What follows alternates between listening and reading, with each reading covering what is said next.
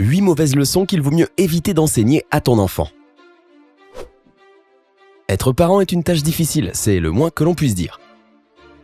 C'est compliqué, c'est pour toujours et les enjeux sont très élevés. Certains parents ont peur de faire des erreurs et de tout gâcher ou que leur enfant puisse avoir des difficultés. Selon certaines statistiques, cependant, la plupart des parents ont confiance en leurs compétences.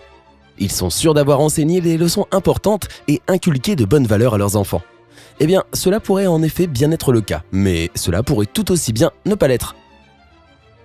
Nous avons consulté les meilleurs psychologues pour dresser une liste de 8 mauvaises leçons que beaucoup de parents enseignent sans le savoir à leurs enfants.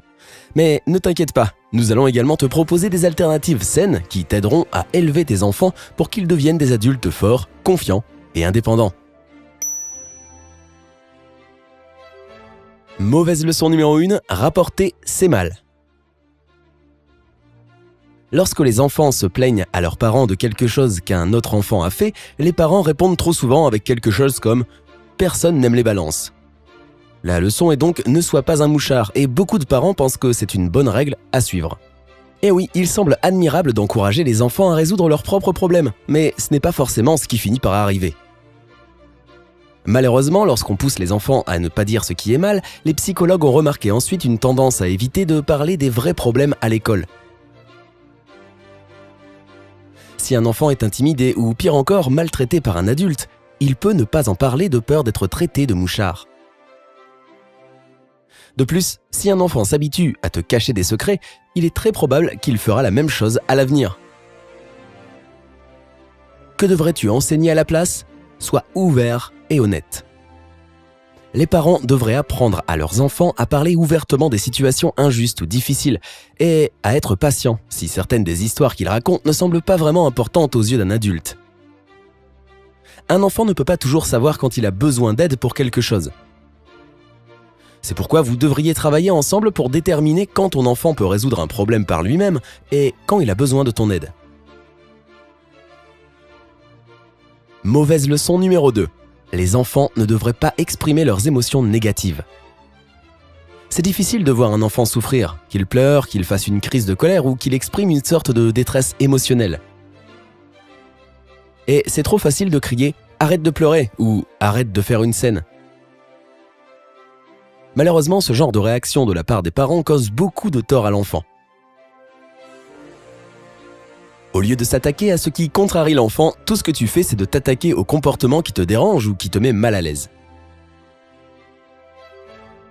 Le fait de leur crier dessus, comme ça, dit 3 choses à ton enfant.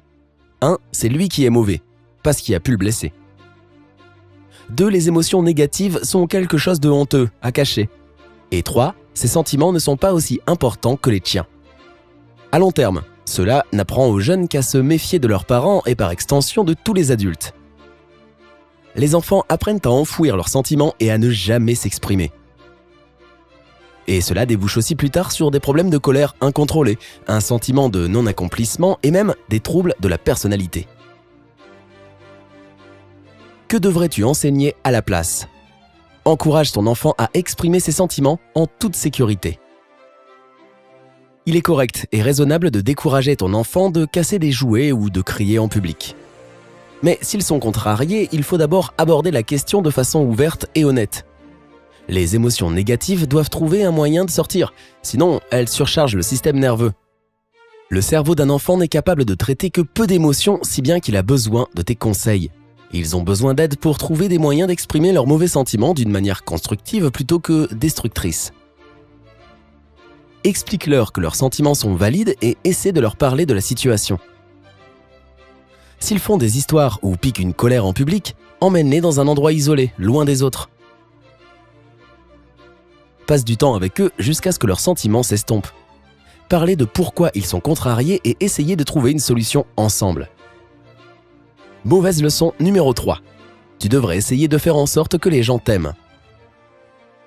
Qui ne veut pas que ses enfants aient une vie paisible et heureuse ? Trop souvent, cela signifie qu'il faut s'entendre avec tout le monde à l'école. Pourquoi ne pas encourager ton enfant à être gentil avec tout le monde ? Si tu ne reçois pas de convocation de leur professeur sur des disputes ou des bagarres avec les autres, ce doit être un bon signe, n'est-ce pas ? Pas exactement.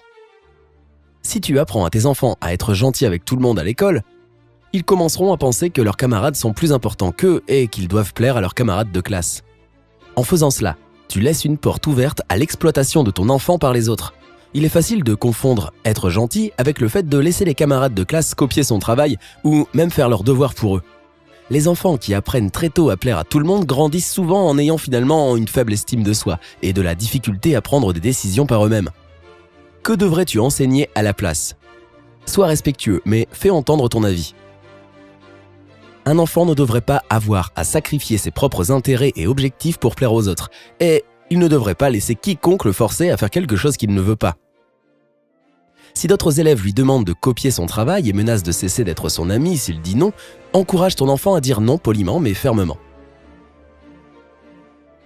Ces autres enfants n'ont jamais réellement voulu être son ami de toute façon. Les enfants qui apprennent à ne pas laisser les autres profiter d'eux connaissent leur valeur en tant qu'êtres humains et sont beaucoup plus capables d'atteindre leur objectif en tant qu'adultes.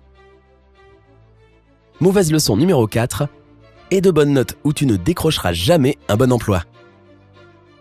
Si un enfant rate un test ou ne fait ses devoirs qu'à moitié, on peut avoir tendance à lui faire peur avec un avenir morose passé à récurer des toilettes pour le reste de ta vie ou ramasser les poubelles.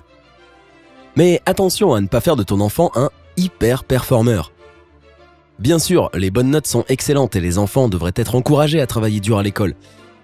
Mais si un enfant associe de bonnes notes à la réussite, il peut s'attendre à un choc assez brutal lorsqu'il rencontrera un véritable obstacle dans la vie, comme s'il n'entre pas à l'université qu'il voulait ou s'il est écarté de l'emploi de ses rêves par exemple.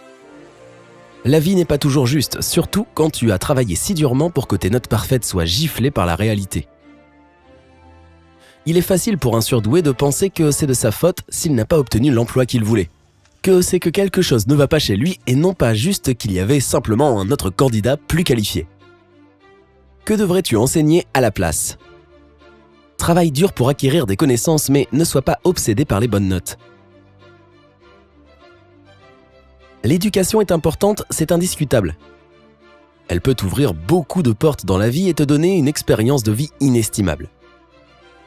Mais valorise les connaissances et les compétences acquises plus que les notes sur tes bulletins scolaires. De plus, même si ton enfant n'obtient pas de bonnes notes, cela ne veut pas dire qu'il n'est pas intelligent. Howard Gardner, chercheur à l'université Harvard, a identifié 7 types d'instincts d'intelligence, y compris l'intelligence visuelle spatiale, l'intelligence corporelle kinesthésique et l'intelligence musicale. Les tests standardisés ne mesurent qu'un seul type d'intelligence logique, sans tenir compte des autres formes dans lesquelles ton enfant pourrait exceller. Mauvaise leçon numéro 5. Toujours le meilleur pour mon bébé. En tant que parent, il est peut-être tentant de vouloir toujours le meilleur pour lui et de vouloir lui acheter toutes sortes de jouets et de cadeaux. Je veux dire, quoi de mieux que de voir son visage s'illuminer quand il a quelque chose de nouveau et de cool? Après tout, quand ils sont heureux, tu es heureux aussi, n'est-ce pas? Selon les sociologues, les parents américains dépensent de plus en plus pour leur enfant chaque année. Mais Ashley Henrys, mère et rédactrice financière, pense que les parents ont dépassé les bornes de nos jours. Elle te recommande d'examiner attentivement si quelque chose que tu as l'intention d'acheter pour tes enfants est vraiment nécessaire ou même utile. Essaies-tu de leur donner quelque chose que tu n'as pas eu dans ton enfance? Essaies-tu juste d'acheter leur affection? Les enfants qui obtiennent tout ce qu'ils veulent peuvent grandir gâtés et convaincus qu'ils méritent plus que les autres. De plus, les enfants imitent leurs parents et s'ils te voient dépenser sans compter, il y a fort à parier qu'ils feront la même chose. Quelle leçon devrais-tu donner? Sois responsable avec l'argent. Épargner de l'argent ne fait pas de toi un mauvais parent. En fait, les parents financièrement responsables font d'excellents modèles pour leurs enfants qui apprennent la valeur de l'argent et l'utilisent comme un outil et non comme un divertissement. Faire un cadeau occasionnel est très bien et même nécessaire au maintien d'un moral sain, mais résiste à l'envie de céder à ton enfant à chaque sortie. Tu veux construire avec lui une relation basée sur les petites choses, mais tout aussi importantes de la vie, comme passer du temps de qualité ensemble. Ta relation avec ton enfant ne devrait pas être strictement transactionnelle. Acheter des choses pour ton enfant n'est pas un moyen efficace de gagner son affection à long terme. Bien sûr, il t'aimera, mais ce sera pour ce que tu peux lui acheter, pas pour qui tu es ou ce que tu représentes pour lui. En tant qu'adulte, il verra plus tard les autres de la même façon comme des outils pour son utilisation et son bénéfice. Il pourrait devenir narcissique ou exploiteur, ce qui le rendra probablement seul et triste. Ce n'est pas une façon de vivre agréable, n'est-ce pas? Mauvaise leçon numéro 6, faire une erreur, c'est perdre quelque chose. Pour un parent, il y a 2 réponses fondamentales au comportement de l'enfant. Le renforcement augmentera la probabilité que l'enfant recommence, tandis que la punition découragera ce même comportement. Elles peuvent être divisées en 4 sous-catégories. 1.